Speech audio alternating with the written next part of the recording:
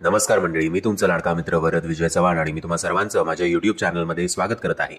म्हणजे लग्न कल्लोळ, ॲक्च्युली 2 दिवस मी कल्लोळ बोलत होतो, त्यातलं एकाने काल मला करेक्ट केलं कमेंटच्या माध्यमातून की कल्लोळ नाही कल्लोळ. तर हे मला कल्लोळ त्याबद्दल धन्यवाद. एनिवेज, लग्न कल्लोळ आणि मन येडागत झालं आणि ही अनोखी गाठ या 3 सिनेमांना रिलीज होऊन आता 3 दिवस झालेले आहेत. अपेक्षी एवढे कामगिरी या 3ही सिनेमाने केलेली नाही आहे. इनफॅक्ट खूप निराशाजनक कामगिरी बॉक्स ऑफिसवर या 3ही सिनेमांची झालेली आहे आणि आजपासून हळूहळू हे सिनेमे आपल्याला सिनेमागृहातनं उतरताना दिसतील आणि शुक्रवारी म्हणजेच 8 मार्चला पाऊस पडणार आहे सिनेमांचा.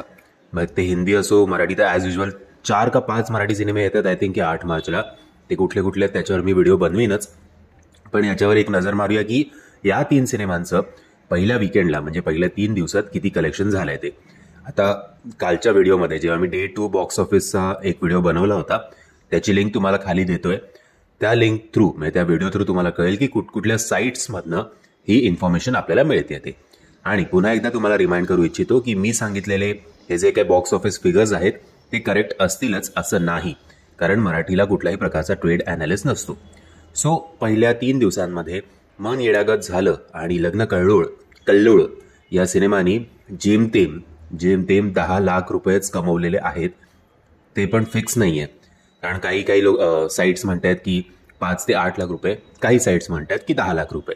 पण 10 लाख रुपयांच्या वर कामगिरी या दोनही सिनेमांनी अनफॉर्च्युनेटली केलेले नाही आहे. ही दुर्दैवाची गोष्ट.